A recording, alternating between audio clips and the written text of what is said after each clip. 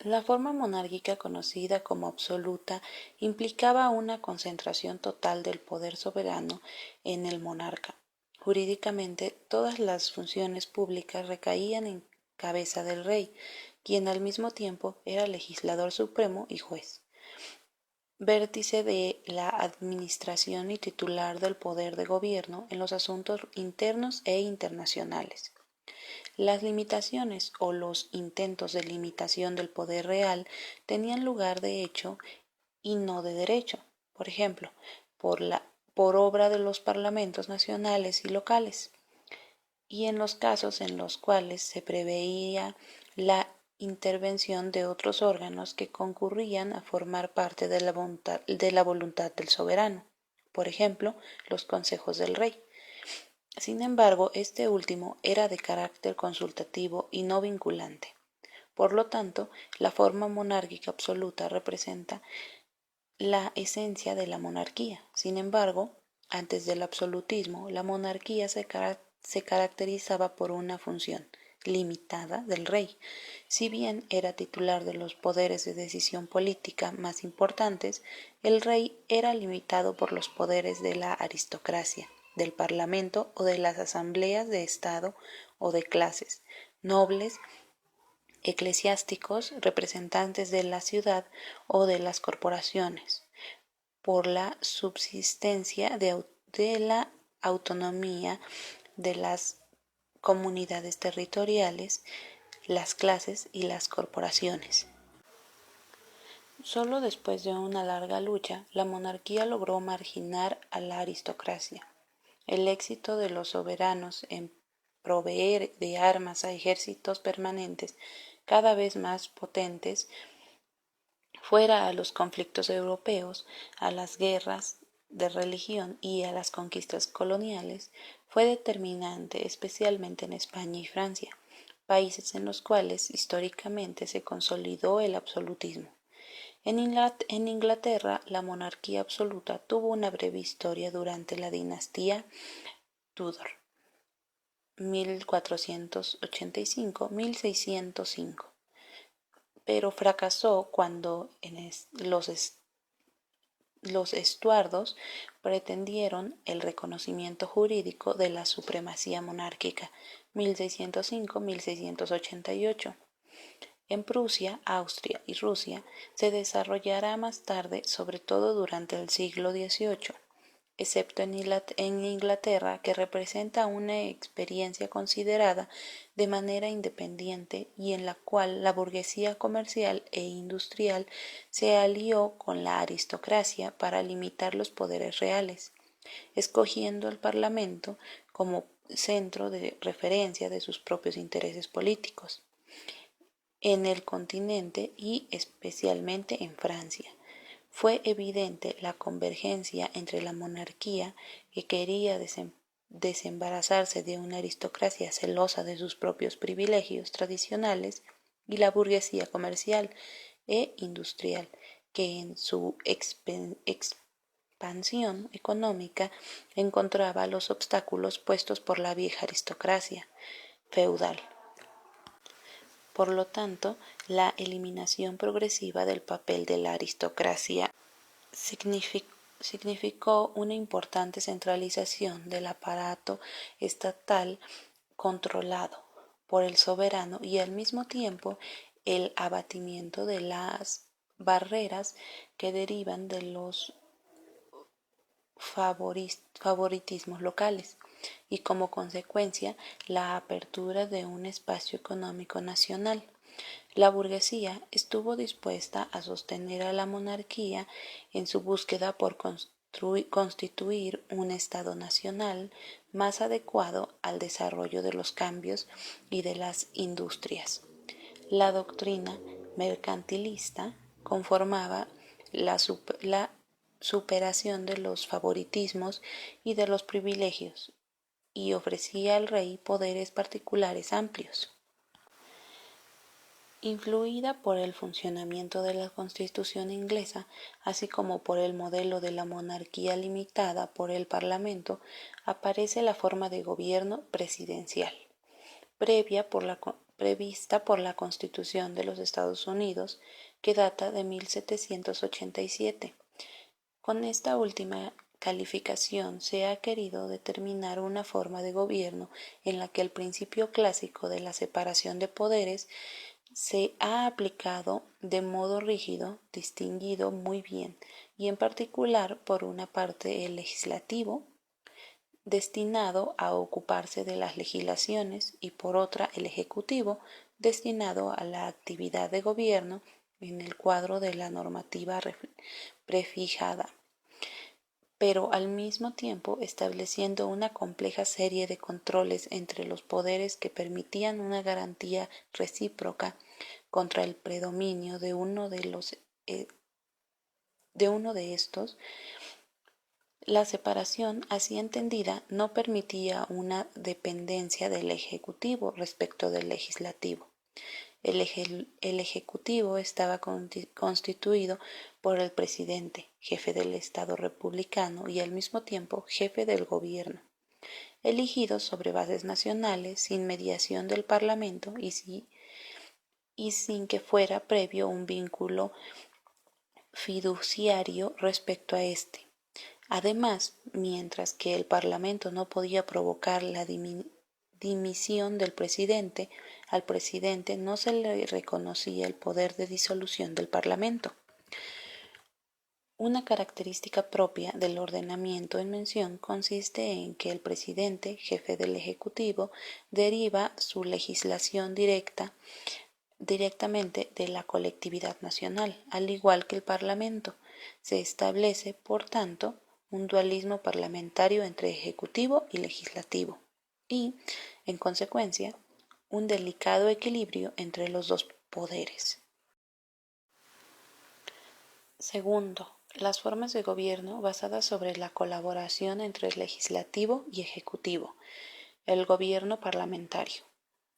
La forma de gobierno que no acepta la rigidez de la separación entre legislativo y ejecutivo, sin que, por el contrario, institucionaliza su colaboración, se define parlamentaria. Históricamente, el gobierno parlamentario es una consecuencia del desarrollo de la mencionada forma de la monarquía constitucional, en cuanto que la necesidad de crear un vínculo no ocasional entre ejecutivo monárquico y parlamento, en particular Cámara electiva, conjunto a los ministros fiduciarios del rey, a obtener también la confianza parlamentaria.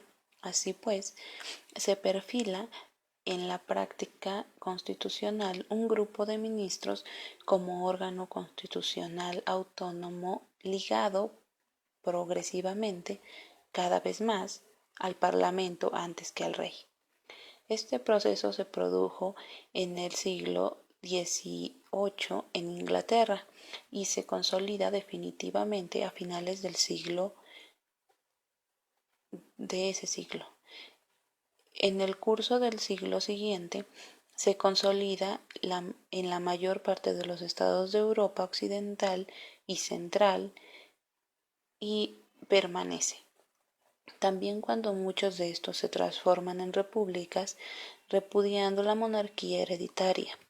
En el gobierno parlamentario, el nombramiento del jefe del gobierno corresponde siempre formalmente al jefe del Estado, pero su elemento característico es la relación fiduciaria entre Parlamento y Gobierno, que deriva de un voto explícito de investidura parlamentaria, o que en ciertos ordenamientos se puede considerar consecuencia directa de una investidura electoral. Según esto, el gobierno ejerce la función de dirección hasta que pierda la confianza. A la revocación de la confianza y, por tanto, a la dimisión del gobierno, corresponde el poder de disolución de las cámaras electivas que compete el Ejecutivo, permitiendo así el equilibrio entre los dos poderes. De la monarquía constitucional a la parlamentaria. En la monarquía constitucional, junto al rey, que continúa siendo jurídicamente el jefe del poder ejecutivo, se encuentra el Parlamento formado por dos cámaras, una hereditaria y la otra electiva, puesta en condición de plena paridad jurídica frente a la otra cámara. Por lo tanto, la soberanía se encuentra dividida entre el rey y el Parlamento. La función legislativa es ejercida jurídicamente por los dos órganos y asimismo la función gubernamental, dirección política. La función jurisdiccional es ejercida por magistrados y de independientes, pero en nombre del rey. El gobierno y la administración permanecen estrechamente subordinados al rey. Si es cierto que el poder soberano está repartido jurídicamente entre el rey y el parlamento, es cierto también que el rey permanece jurídicamente y de hecho como el órgano predominante del nuevo orden constitucional. En cuanto responsable de la coordinación entre las diversas funciones del Estado y, por ende, entre los órganos titulares de éstas. La monarquía constitucional fue la consecuencia de la renovación revolucionaria de las instituciones políticas europeas que tuvo lugar entre el siglo XVII y XIX. Revolución gloriosa en Inglaterra que conduce a la consagración formal de la función parlamentaria. Revolución francesa y varias revoluciones liberales de la primera mitad del siglo XIX en el continente que conducen a numerosas constituciones escritas, casi siempre desarrolladas en sentido parlamentario, como en el caso del Estatuto Albertino de 1848. Entre estas deben citarse también las constituciones prusianas 1848-1850 y la alemana 1871. Por el contrario, el sistema instaurado en Alemania y que se prolongó hasta 1918 en la prueba más evidente de una constitución de ese tipo, es decir, con mayoría monárquica, con función recesiva del Parlamento. Un ejemplo de imitación de la Constitución prusiana lo fue la Constitución japonesa de 1889, mientras que la Constitución rusa de 1905 introdujo de manera reticente la función constitucional del Parlamento. Las revoluciones mencionadas transformando la estructura del poder soberano y aunando jurídicamente, y no solo de hecho, el Parlamento al rey, pusieron en evidencia cómo el rey, en cuanto titular de la corona, era titular solamente de uno de los órganos estatales. En otras palabras, el rey no se identificaba más con el Estado, pero era uno de sus componentes, es decir, la institución monárquica de la cual el rey era titular era un órgano estatal regulado por la Constitución Global del Estado. En este sentido, contemporáneamente, la monarquía no podía más, por sí misma, caracterizar la forma de Estado, y se encaminaba a convertirse tan solo en uno de los componentes de la forma de gobierno. A los límites jurídicos que derivan de las nuevas constituciones se añaden rápidamente los límites políticos que, en vías de hecho, realizaron una modificación profunda del orden previsto. Ya se observó que la monarquía constitucional comparaba un dualismo rey-parlamento. Tal repartición de la soberanía implicaba un déficit equilibrio que en muchos ordenamientos llevó a un predominio del Parlamento sobre todo en un campo político. La Cámara electiva extendió su control político sobre la actividad del gobierno real, obligando a los ministros de nombramiento real a dimitirse cuando no gozaban de su confianza. Así pues, se introdujo el voto de confianza preventivo una vez que el gabinete ministerial entrara en funciones. Por lo tanto, se consagró de manera consuetudinaria la denominada monarquía parlamentaria. Se considera como fecha histórica 1782, cuando el rey inglés Jorge III, luego de la derrota en la guerra contra las colonias de América del Norte, aceptó la dimisión de Lord North, que no poseía la confianza de la Cámara de los Comunes. En Europa continental, la monarquía parlamentaria se afirmó en Francia durante la vigencia de la Constitución de Luis Felipe, 1830, en Bélgica con la Constitución de 1831 y en Piamonte luego de que el Estatuto de 1848 entrara en vigor. Hasta finales del primer conflicto mundial, la monarquía parlamentaria tuvo una difusión generalizada, para reducirse luego progresivamente. Sin embargo, habían sido introducidas modificaciones profundas en el proceso de democratización de los ordenamientos, que se difundieron parlamentariamente a la introducción del sufragio universal y de la organización de los grandes partidos socialistas a finales del siglo XIX. Así pues, las monarquías parlamentarias se volvieron democráticas parlamentarias y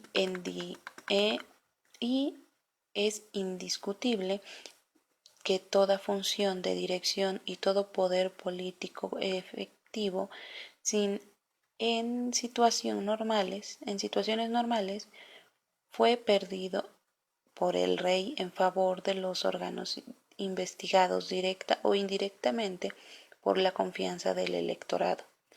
El rey, por ende, mantiene su papel en cierta situación de crisis delicadas. Por ejemplo, en Inglaterra, en la designación del primer ministro cuando no exista una mayoría clara reflejada en las elecciones. Y, sobre todo, personifica la unidad y la continuidad del Estado. La participación en las tres funciones fundamentales del Estado que todavía es prevista jurídicamente se ha ido trasladando de manera consuetudinaria en favor de los ya mencionados órganos dotados del poder de investigación real. Esta es la situación que hoy se verifica en Inglaterra. En los países escandinavos, Bélgica, Holanda y Luxemburgo, como también en Japón, con la Constitución de 1946. Un caso aparte es aquel regulado por la Constitución española de 1978, en la cual se le reconocen al rey algunos poderes de investigación efectivos, si bien repartidos por lo general con el gobierno y con el parlamento. En este caso es evidente el influjo que ha recibido en la definición de los poderes del rey, luego del paréntesis franquista, por parte de la Constitución semipresidencial francesa de 1958. En cierto sentido, los poderes del rey fueron estructurados tomando como modelo los poderes de un presidente de la República, generando así un caso anómalo de monarquía presidencial.